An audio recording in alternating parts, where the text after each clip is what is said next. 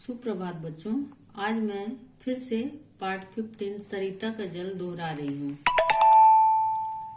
सरिता के जल की पवित्रता का वर्णन करते हुए कवि कहते हैं कि नदी का जल हिमालय की गोद से निकलकर मैदानों में बहता हुआ अपना विराट रूप धारण कर लेता है और मार्ग में आने वाली सभी बाधाओं को दूर करता हुआ वह अपने अंतिम लक्ष्य समुद्र में मिल जाता है।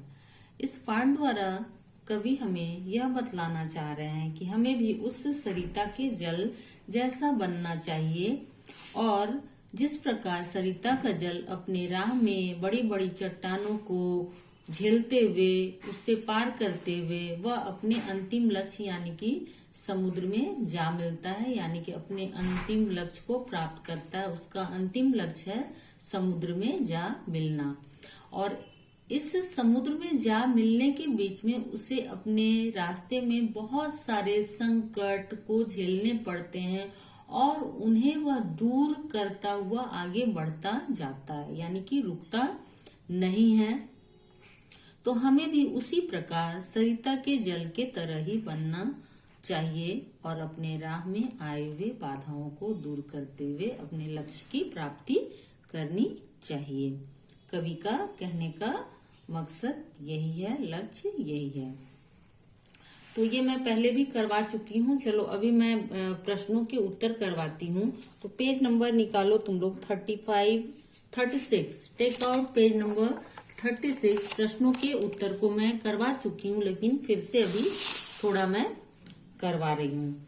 पहला मौखिक लेती हूँ, पेज नंबर 34, 134 यानी कि 134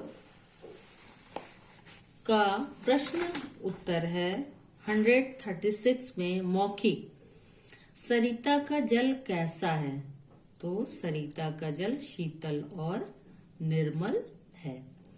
सरिता का जल किन्हें तृप्त करता है और कैसे? सरिता का जल पेड़ों को सींचकर उन्हें तृप्त करता है। नेक्स्ट नंबर 3 क्वेश्चन है हमारा, सरिता का रास्ता रोके कौन खड़ा होता है?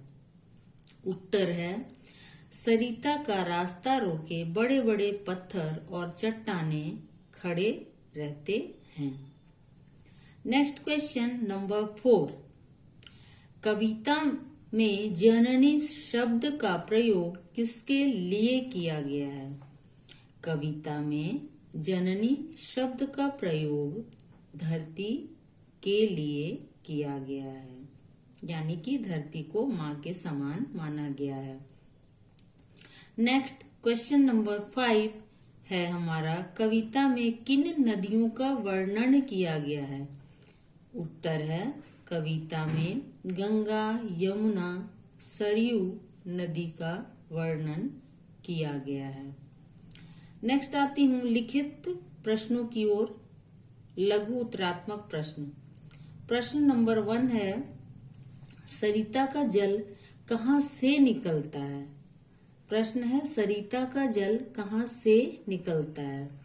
उत्तर है सरिता का जल बर्फ से ढके पहाड़ों से निकलता है या हिमालय की गोद से निकलकर मैदानों में बढ़ता है। नेक्स्ट है क्वेश्चन नंबर 2 लघु उत्तरात्मक। क्वेश्चन नंबर 2, सरिता के जल का स्वभाव कैसा है?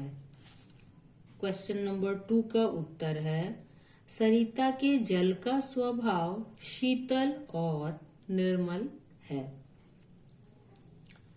क्वेश्चन नंबर 3 लिखित का क्वेश्चन नंबर 3 प्रश्न है हमारा, सरिता का जल जंगल में मंगल किस प्रकार करता है? उत्तर है सरिता का जल अपनी कलकल की आवाज से जंगल में मंगल करता है। नेक्स्ट प्रश्न है हमारा नंबर 4 प्रश्न, सरिता रास्ते में पत्थर को देखकर दुखी क्यों होती है? नंबर 4 का उत्तर है सरिता रास्ते में पत्थर को देखकर दुखी इसलिए होती है क्योंकि वह उसके मार्ग में बाधा बन खड़े होते हैं और आगे बढ़ने से रोकते हैं। पूर्ण विराम। नेक्स्ट लास्ट क्वेश्चन है हमारा लिखित का लास्ट क्वेश्चन है नंबर 5। सरिता का जल किसकी तरह वत्सल है? उत्तर है सरिता का जल माँ के हृदय के समान वत्सल है। आती हूँ अब दीर्घोत्तरात्मक प्रश्नों की ओर। नंबर 1 प्रश्न है दीर्घोत्तरात्मक का नंबर 1 प्रश्न है सरिता के तन में इतना बल कैसे होता है? उत्तर है सरिता के जल के बहाव से मनुष्य को सदा आगे बढ़ने की प्रेरणा मिलती है। जब नदी बर्फ से ढके पहाड़ों से जल झरनों के रूप में नीचे गिरकर सरिता का रूप लेता है तो अपनी तेज बहाव के कारण उसमें अत्यधिक बल होता है। आई रिपीट क्वेश्चन लघु दीर्घोत्तरात्मक प्रश्न 1 का सरिता के तन में इतना बल कैसे है? उत्तर है बर्फ से ढके पहाड़ों से जब जल झरनों के रूप में नीचे गिरकर सरिता का रूप लेता है तो अपने तेज बहाव के कारण उसमें अत्यधिक बल होता है।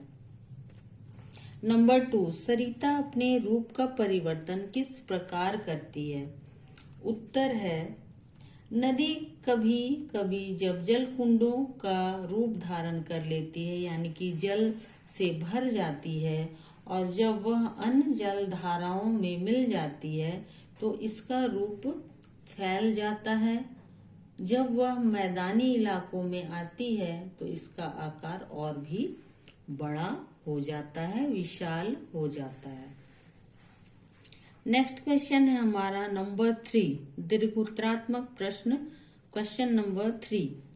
सरिता कोलाहल कब करती है और क्यों करती है? कोलाहल मतलब शोरगुल, हल्ला गुल्ला कब करती है और क्यों करती है? तो रीजन है जब नदी को अपने रास्ते में बड़े बड़े पत्थर और चट्टानें मिलती हैं तो वह उसके साथ बड़े तेज वेग से टकराती है और उससे बहुत जोर की आवाज आती है तथा चारों ओर बहुत शोर होता है क्योंकि वो राह में आए बाधाओं यानी कि चट्टानों से आगे बढ़ने के क्रम में टकराती है जिससे आवाज आती है और शोर होता है। नंबर 4 कवि ने धरती माँ के हृदय को वत्सल क्यों कहा है? उत्तर है धरती को माँ कहा गया है क्योंकि धरती का हृदय माँ की तरह वत्सल होता है, ममता से भरा होता है। धरती माँ के समान दुख सहकर सब प्राणियों के लिए भोजन प्रदान करती है और उसके सीने को चीरकर खनिज प्राप्त किए जाते हैं और जब वह सहन करती हुई सबको लाभ पहुंचाती है तब इसलिए उसे धरती माँ कहा गया है या वत्सल कहा गया है। माँ की तरह, माँ के हृदय की तरह वत्सल कहा गया है। नेक्स्ट है हमारा दिए गए काव्यांश को पढ़कर नीचे लिखे प्रश्नों के सही उत्तर चुनें। ये सब तुम लोग खुद से भी कर सकते हो। पहला वाला में सरिता का जल, दूसरा वाला गद्यांश का दूसरा प्रश्न में गोपाल सिंह नेपाली, तीसरा में नदी को पत्थर, चौथे में वत्सल, पांचवे में दुखी जल। इतना तुम लोग इस पाठ से कर लोगे। और पहले भी मैं नन्हा सा वीर और अन्याय का विरोध ये सारे चैप्टर करवा चुकी हूँ। और नेक्स्ट जब ऑनलाइन क्लास हो तो प्लीज तुम लोग ऑनलाइन क्लास मत छोड़ना, ऑनलाइन क्लास जरूर करना। धन्यवाद।